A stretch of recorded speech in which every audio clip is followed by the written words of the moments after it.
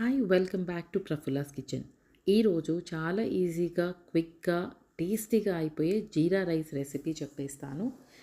ముందుగా ఒక 200 grams of long grain basmati రైస్ని నేను నానబెట్టుకొని ఒక 40-45 మినిట్స్ అలా పక్కన సెట్ అసైడ్ చేశానండి.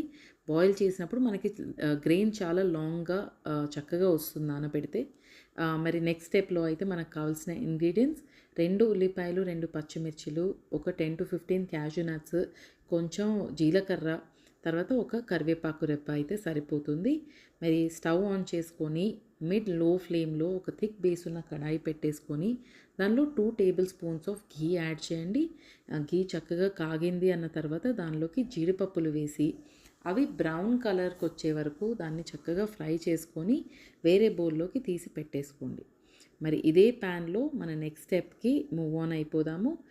నెక్స్ట్ స్టెప్లో కొద్దిగా మనం తీసుకున్న జీలకర్ర యాడ్ చేసి అది స్ప్లాటర్ అయిన తర్వాత దానిలోకి 2 పచ్చిమిర్చిలు చీలికలు చేసుకొని యాడ్ చేసుకొని కరివేపాకు దీనిలో యాడ్ చేసేయండి. కరివేపాకుకి మంచి స్మెల్ అంటే అరోమా చాలా బాగా వస్తుంది.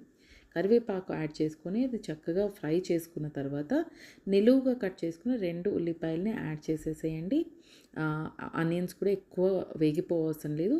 దీనికి 2 స్పూన్స్ ఆఫ్ సాల్ట్ యాడ్ చేయండి. 2 చిన్న స్పూన్స్తో సరిపోతుంది. తర్వాత రైస్ ఒక బౌల్ తీసుకుంటే 2 రేషియోలో వాటర్ తీసుకోండి. యాడ్ చేసి వాటర్ బాయిల్ అయిన తర్వాత మనం నానబెట్టుకున్న బాస్మతి రైస్ని యాడ్ చేసేసేయండి.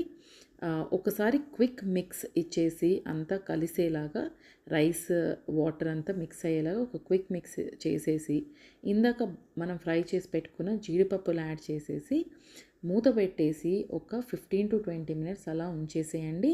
అస్సలు తిప్పొద్దండి, రైస్ విరిగిపోతుంది.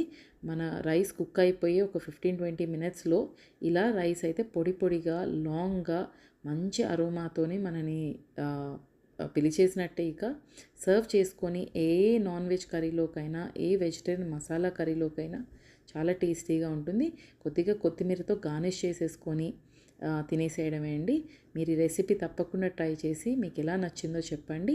మరి సైనింగ్ ఆఫ్ ప్రఫుల్లాస్ కిచెన్. నెక్స్ట్ రెసిపీలో కలుస్తాను.